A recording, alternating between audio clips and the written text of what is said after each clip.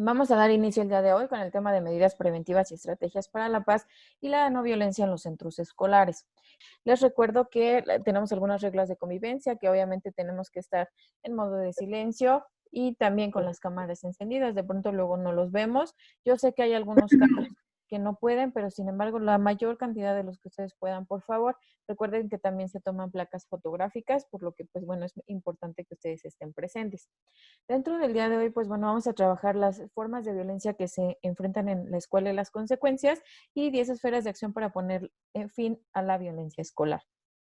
Es muy importante, recordemos que todos estos temas van a ir interrelacionados, ¿de acuerdo? Ya trabajamos algo sobre convivencia escolar, ya trabajamos algunas cuestiones, por ejemplo, de lo del operativo mochila y hemos ido trabajando algunas actividades que van encaminadas, pues obviamente a una cuestión integral hacia ustedes, ¿de acuerdo? El objetivo, pues, es que ustedes realmente cuenten con los procedimientos y las herramientas para prevenir las situaciones de violencia y el acoso escolar dentro de las instituciones educativas.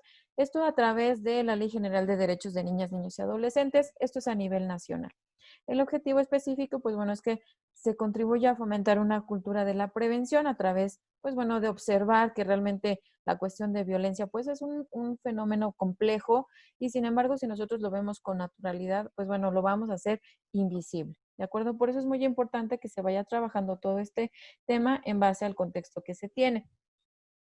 Asimismo, pues bueno, recordemos que siempre las acciones que van a ir en cuestiones de educación para la paz, que ahora se trabaja mucho, tiene que ver con promover muchas cuestiones que veíamos hace algunos días sobre cuestiones de valores, sobre cuestiones de actitudes, sobre cuestiones de conocimientos incluso y herramientas y habilidades que nosotros tenemos que ir desarrollando.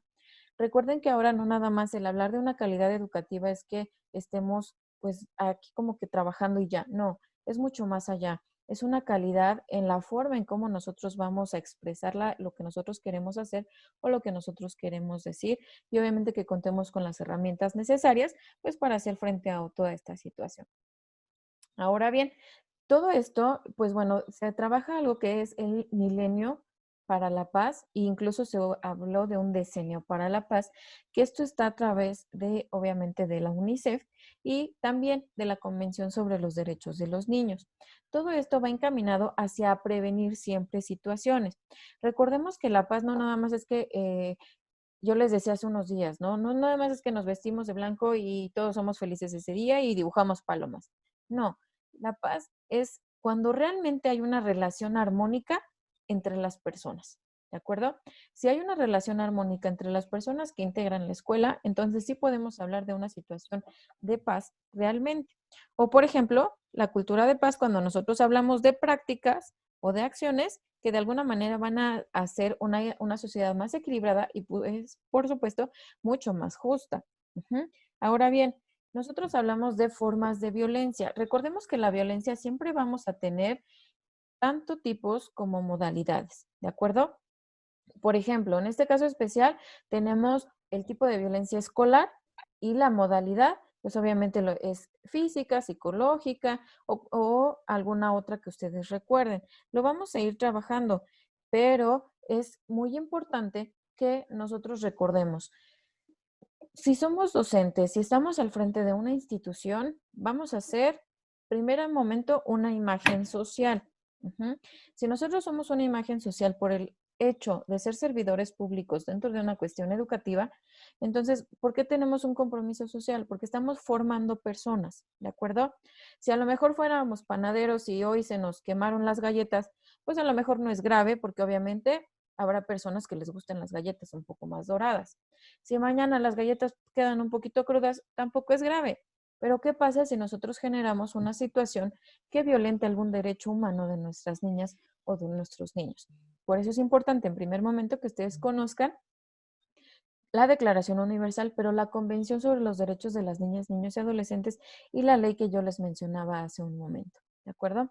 Ahora bien, si nosotros hablamos que, de acuerdo al Informe Mundial sobre Violencia contra los Niños, decimos que El castigo físico, obviamente, y psicológico es una forma de violencia, el acoso, la violencia sexual o por razones de género y cuestiones de violencia externa. Insisto, cada autor va a acomodar los tipos y las modalidades de violencia de acuerdo al contexto. Se les hace hincapié porque es meramente para niñas y niños, ¿de acuerdo? Entonces, en el caso del castigo físico y psicológico, recordemos que la violencia de tipo psicológico es la más difícil de detectar, es la más difícil de tratar y no necesariamente va a generar un cambio inmediato. Puede tardar X cantidad de tiempo de acuerdo a las características de la persona. Sin embargo, como es el más delicado, también es el que más tarda en tratarse y por lo tanto, pues de sanar. Y el castigo físico, pues obviamente también tiene graves consecuencias, tanto a nivel físico como mental, porque de alguna manera el que nosotros generemos una acción, por ejemplo, de jalarles el cabello, a lo mejor, no sé si ayer estuvo circulando un video, no sé si lo vieron, de una maestra que está dentro de una guardería y empieza a jalonear al bebé porque están llorando, los avienta en las sillas y demás. Afortunadamente fue grabada y afortunadamente ya fue separada del cargo, si no me equivoco fue en Estados Unidos, pero ¿qué pasa con nosotros aquí a nivel nacional? De pronto es la palabra del docente contra la palabra de los alumnos, ¿de acuerdo? Entonces tenemos que recordar que como docentes tenemos la mayor cantidad de responsabilidad en el hecho que nosotros estamos trabajando y somos los adultos responsables. Recuerden que en el artículo cuarto constitucional menciona que los docentes vamos a ser los tutores de los alumnos dentro del horario escolar. ¿Qué significa? Que es la responsabilidad de nosotros, ¿de acuerdo? Por ejemplo, si a lo mejor, no sé, les decía, es clase de inglés y ya está la maestra de inglés, no importa, sigue siendo mi responsabilidad como maestra titular de ese grupo, ¿de acuerdo? Entonces, el castigo físico y psicológico es una situación que tenemos que evitar desde ya, porque desafortunadamente hay muchas leyes que protegen a los menores, hay muchas situaciones, pero ¿qué creen? Que sigue habiendo casos en cuestiones de violencia de docentes a estudiantes. Entonces, tenemos que cuidar mucho esa parte. Ahora bien, también tenemos las cuestiones del acoso, en donde pues obviamente recordemos que el acoso es una acción o una actividad que va a ser repetida, ¿de acuerdo? Tiene que ser repetida en al menos más de 2 ocasiones para que se pueda considerar una situación de acoso y normalmente siempre es una situación que va a bajar el autoestima, ya no quieren ir a la escuela, no quieren salir al recreo, no quieren llevar cosas nuevas porque se las van a robar o se las van a romper. Entonces, todo eso nos va a dar indicios de que hay una situación de acoso por parte ya sea de algún compañero o compañera hacia uno de nuestros alumnos. La violencia sexual y por razones de género, recordemos también que la violencia no es algo nuevo, es algo que ha estado presente desde el inicio de la vida misma, sin embargo ha ido mutando, ha ido cambiando. A lo mejor al inicio era un compañero el que generaba violencia hacia los demás, pero ¿qué creen? Ahora son todos contra todos. Ajá. Y ya no nada más es a lo mejor en la escuela, sino también puede ser a través de los medios electrónicos. Entonces también sigue siendo violencia escolar y obviamente sigue siendo una situación pues que nosotros tenemos que ir haciendo frente. Las agresiones sexuales pues pueden ser muchísimas, puede ser desde que a lo mejor van 2 o 3 compañeritos al baño y a ver quién tiene el pene más grande o más chico porque se ha dado, o que a lo mejor los niños le enseñan sus genitales a las niñas. Entonces tenemos que ser muy alertas, muy pendientes de cualquier situación que se va generando dentro de las escuelas y también de los lugares de mayor riesgo. Por eso es que a lo mejor se les puede sugerir que se hagan guardias en los espacios que ustedes saben que hay una mayor incidencia de alguna acción obviamente violenta, como son los baños, algún espacio de la escuela en donde están un poquito más aislados. Entonces, por eso es importante que siempre se mantenga la vigilancia. Decimos, el recreo es para todos, ¿qué creen? Sí, pero con algunas restricciones para los docentes. ¿Por qué? Porque los docentes no tenemos la facilidad de descuidar un segundo a los pequeños porque pueden pasar muchas situaciones. Entonces, aún en el receso hay que tener, pues obviamente, estar pendientes de las situaciones que puedan llegarse a generar. Tenemos violencia externa, que pues bueno, va a ir dentro de las cuestiones, por ejemplo, las famosas banditas que se dan al exterior de las escuelas. A lo mejor en una primaria no lo tanto, pero sí ya en una secundaria o a nivel medio superior, en donde ya se va a generar una situación en donde pues puede haber una presencia de algún conflicto entre equipos o entre bandas o entre supuestos amigos y va a estar unos contra otros. Normalmente también hay que tener, si ustedes tienen la posibilidad dentro de sus escuelas, pues de pronto a lo mejor solicitar, no sé, por ejemplo, el apoyo de seguridad pública para que por lo menos en algunos días o en algunos horarios puedan estar dando algún rondín para que obviamente pueda ser un poquito más seguras las escuelas. Ahora bien, si nosotros hablamos de las 10 esferas de acción para poner fin a la violencia escolar, recuerdan, incluso yo les mandé por correo electrónico, bueno, a través de mi compañero el licenciado Fernando, el, la bibliografía sobre las cuestiones denme un minutito, para darles bien el nombre, que tiene que ver con lo que vamos a trabajar el día de hoy, que tiene que ver todo con la, es que se me fue ahorita, denme un minuto.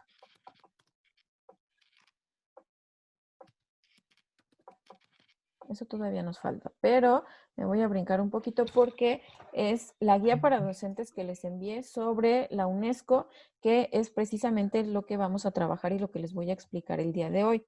Espero que ojalá ya la hayan podido revisar porque es parte de lo que vamos a estar trabajando y si hubiera alguna duda, pues lo podemos ir aterrizando. Dentro de esto dice que, bueno, tenemos que abogar por un enfoque holístico que involucre a los estudiantes, al personal de la escuela y a los padres de familia y la comunidad. Yo les mencionaba que es muy importante hacer equipo los padres de familia, los docentes, obviamente los directivos y los alumnos. Si alguna de estas tres esferas no está cumpliendo su rol, difícilmente vamos a lograr que esta escuela, pues bueno, vaya en una mejor manera. Ahora bien, ¿qué tenemos que hablar? Primero, quien esté al frente de la escuela tiene que ser, ahora sí, el líder, la cabeza, y los docentes vamos a asumir el compromiso de trabajar en equipo. Aquí no importa si obviamente nos llevamos bien o nos llevamos mal, o la directora que acaba de llegar es nueva y la verdad no me cae bien, no importa. La institución siempre va a estar dirigida por alguien, sea como sea y haya llegado como haya llegado. Tenemos que hacer frente a esa situación y entonces tenemos que hacer equipo. Ese es el primer equipo. Ahora bien, tenemos que hablar y concientizar a los padres de familia de la necesidad que tenemos de que estén trabajando con nosotros. Eso no significa que vamos a estar pegados y los vamos a tener ahí, pero sí que estén pendientes de alguna situación emergente y urgente que atender en el caso preciso de sus hijos. Se tiene que ayudar a elaborar planes de prevención. Esto tiene que ser a través de un grupo, de un equipo, los famosos viernes que trabajamos los eh, consejos técnicos, tenemos que trabajar los nuevos planes de prevención, porque ahora si ya sabemos cuáles son las mutaciones que la violencia ha tenido, entonces tenemos que atacar esa situación en particular. Estas reglas las tenemos que dar a conocer, yo siempre les he insistido, en la primera asamblea que tengamos con los padres de familia, para que todos estén conscientes de la situación. Todas las reglas tienen que ser bien claras y bien concretas para que esto pueda funcionar. Y la forma en cómo nosotros como escuela vamos a poder reducir algún factor de riesgo. Por ejemplo, si a lo mejor, no sé, se me ocurre, tenemos alguna situación de un espacio de juegos que siempre está muy aislada, entonces, ¿cómo lo podemos reducir? Pues bueno, a lo mejor solicitamos que haya un docente, por ejemplo, que esté pendiente en esa área, ¿de acuerdo? Y todo se tiene que establecer. Ahora bien, lograr que los estudiantes se involucren con ustedes en la prevención de la violencia. Siempre vamos a tener alumnos que siempre van a ser mucho más destacados, que van a ser de alguna manera los que más participan. Sin embargo, yo también les puedo sugerir que involucren a los alumnos o alumnas que estén un poquito más aislados, porque también recuerden, si hablamos de una educación integral y en una educación inclusiva, los tenemos que jalar a todos. Entonces, si es posible que a lo mejor el que es un poco más inquieto nos apoye con eso, créanme que lo vamos a neutralizar y también lo vamos a poner a hacer alguna actividad en la que nos va a apoyar. Entonces tenemos que integrar, es decir, la educación tiene que ser relativa a las cuestiones de derechos humanos y de la paz dentro de los estudios o del plan de estudios, ¿de acuerdo? Esto se va a dar a través, yo les decía, de reconocer que sí tenemos derechos, pero primero tenemos deberes, ¿de acuerdo? Y que si queremos exigir un derecho, primero tenemos que cumplir un deber. Tenemos que recurrir a versiones fáciles, lo que yo les decía, siempre es muy importante que sea muy concreto. Recuerden, normalmente la atención va a durar en cantidad de minutos el doble de nuestra edad. ¿Qué significa? Que si tenemos niños de 10 años, solamente nos van a poner atención cerca de 20 minutos. Tenemos que ser muy concretos, ¿de acuerdo? 20 minutos trabajamos, los ponemos a hacer alguna actividad, regresamos y así los podemos ir manteniendo. ¿Por qué los tenemos que involucrar a ellos? Porque ellos son los que tienen que poner las reglas, ¿de acuerdo? Es como ahora en cuestiones de mediación. Si nosotros hablamos de que quienes generan el problema, generan las soluciones, es una situación en donde ellos van a comprender que es una situación que no va a ser impuesta, sino ellos mismos la proporcionaron. Y como ellos la proporcionaron, es un mayor compromiso para el cumplimiento, ¿de acuerdo? Ahora bien, tenemos que utilizar técnicas y métodos de disciplina constructivos, reglas positivas, reglas obviamente que sean breves. ¿Por qué? Porque tenemos que recordar que ninguna situación de castigo físico, psicológico o de tipo sexual se permite. ¿Qué significa? Que entonces las reglas también aplican para todos. Decíamos en una ocasión anterior, si yo les digo no coman nadie dentro del salón, pero yo como, entonces yo estoy rompiendo la regla. Las reglas aplican para todos. Ajá. Tenemos que motivar los comportamientos positivos. No necesariamente tenemos que dar un premio. A veces con el mero reconocimiento, con el decir, oye, qué bien lo hiciste, es más que suficiente. Y obviamente medidas disciplinarias que sean educativas y no punitivas. ¿Qué significa? Que de alguna manera las medidas que nosotros implementemos tienen que ser libres de cualquier situación de violencia. No sé, por ejemplo, que a lo mejor en una medida disciplinaria vamos a solicitar que, no sé, se me ocurre que lean un libro y que nos expliquen por qué es importante el evitar ese comportamiento, ¿de acuerdo? O que a lo mejor nos hagan un cartel, no sé, alguna situación que es una medida disciplinaria, pero que no va a afectar en ninguna forma la situación de integridad o de dignidad de los alumnos. Ser un factor activo y eficaz para poder poner fin al acoso. No sé si recuerdan también que yo les decía que si somos imagen, pues bueno, obviamente tenemos que tener la mejor imagen posible. Recordemos que dentro y fuera de una institución educativa nosotros seguimos siendo servidores públicos, ¿de acuerdo?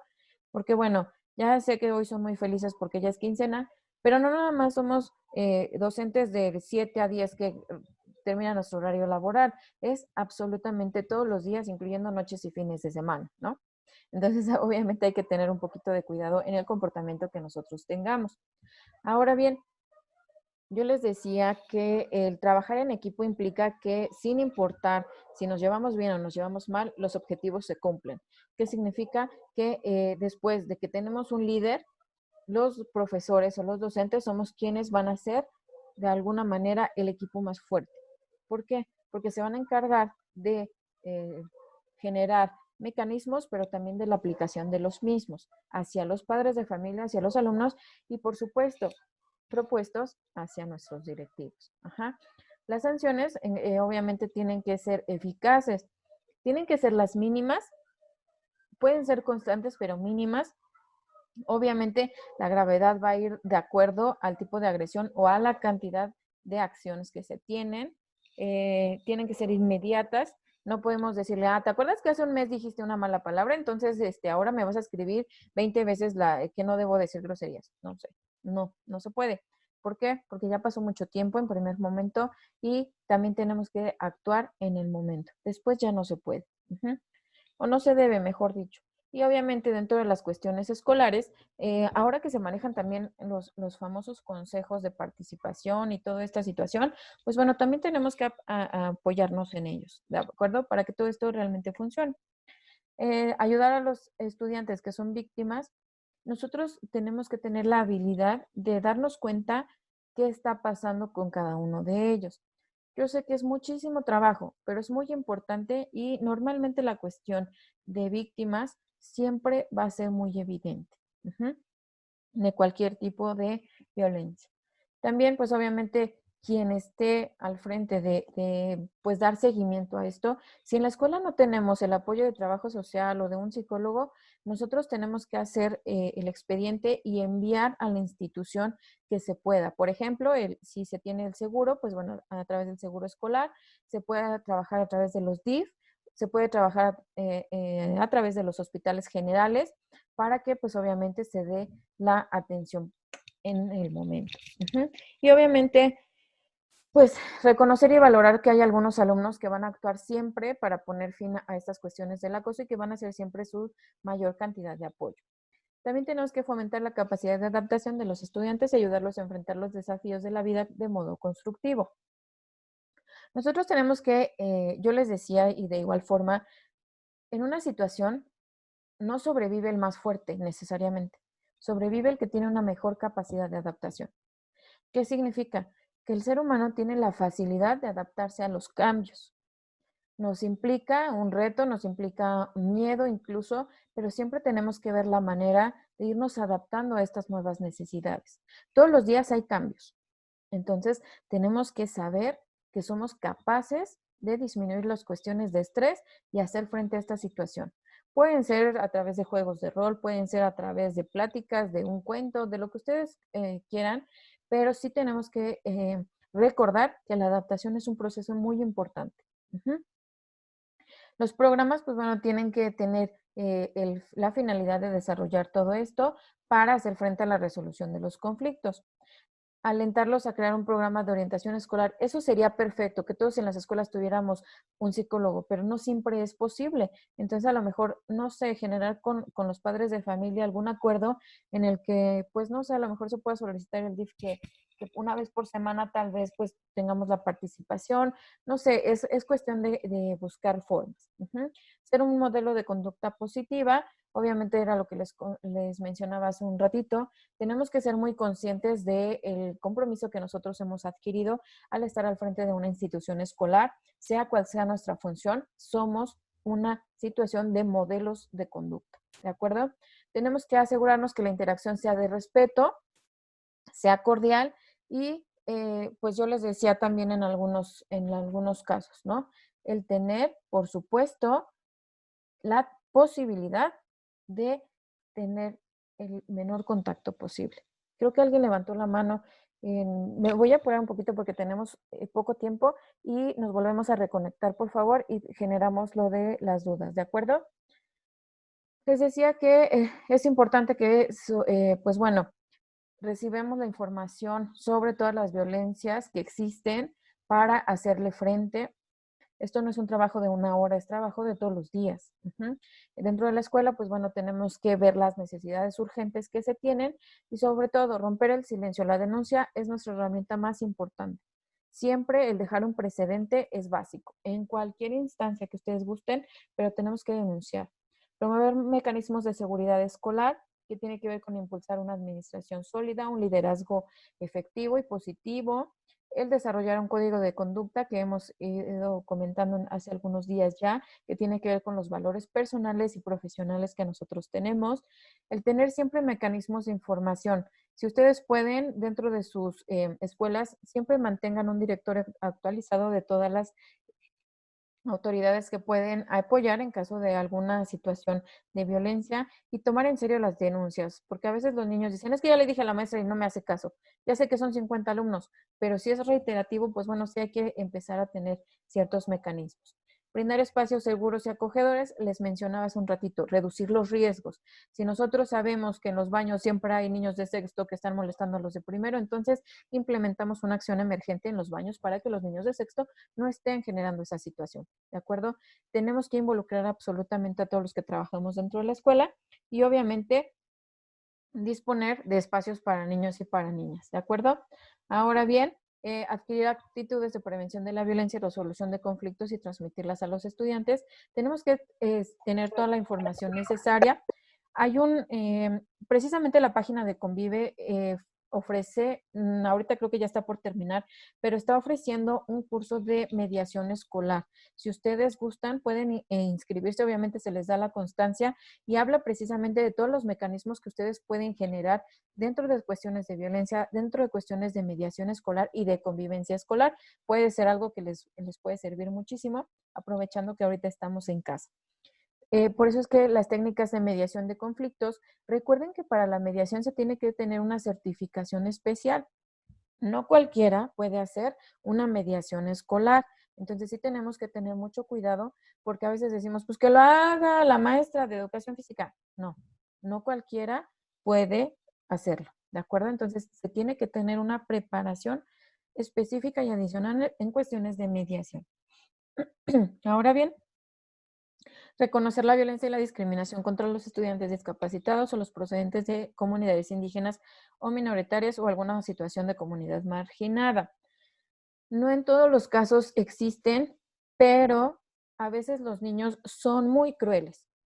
Y si tenemos un oído más grande que el otro, bueno, ya se están burlando de ese oído más grande o más chico. Ajá. Entonces tenemos que tener cuidado y reconocer en ellos cuando haya una situación así, porque puede ser una situación de discriminación y acuérdense que eso es muchísimo más delicado que alguna otra situación. Entonces, tenemos que explicarles por qué es grave, qué comportamientos están y no están permitidos y en la medida de lo posible, mejor solo díganle los que están permitidos y nos evitamos un poquito de problema, ¿de acuerdo?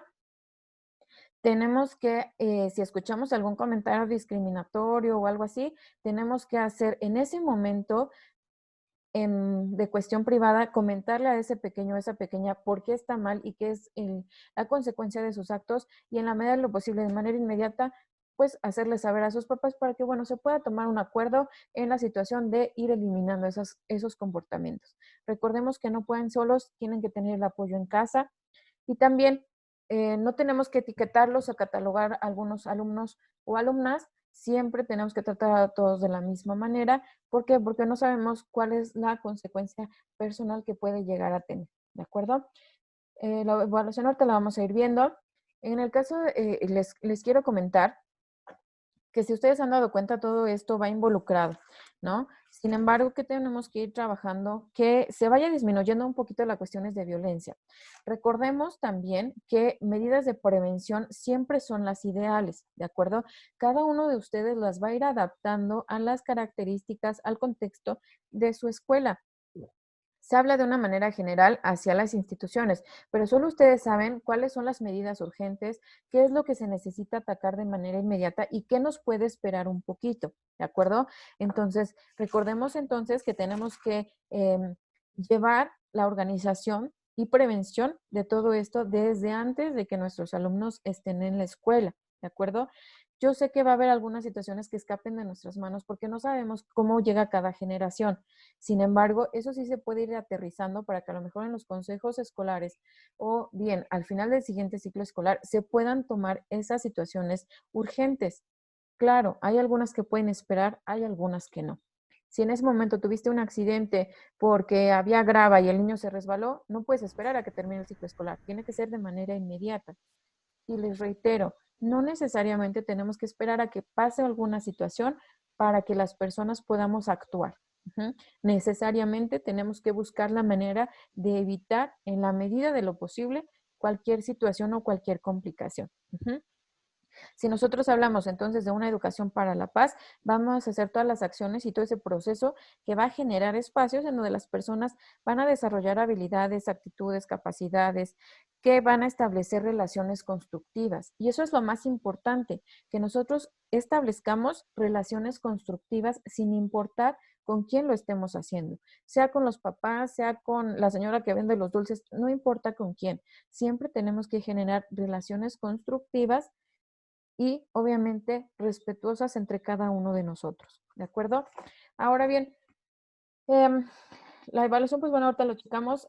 De igual manera, la UNICEF tiene el documento que es la Educación para la Paz del Fondo de Naciones Unidas. Igual les vamos a mandar las presentaciones para que ustedes puedan checar los links. Obviamente, de nueva cuenta, las aplicaciones y las redes sociales, los puntos de contacto, ustedes ya lo conocen.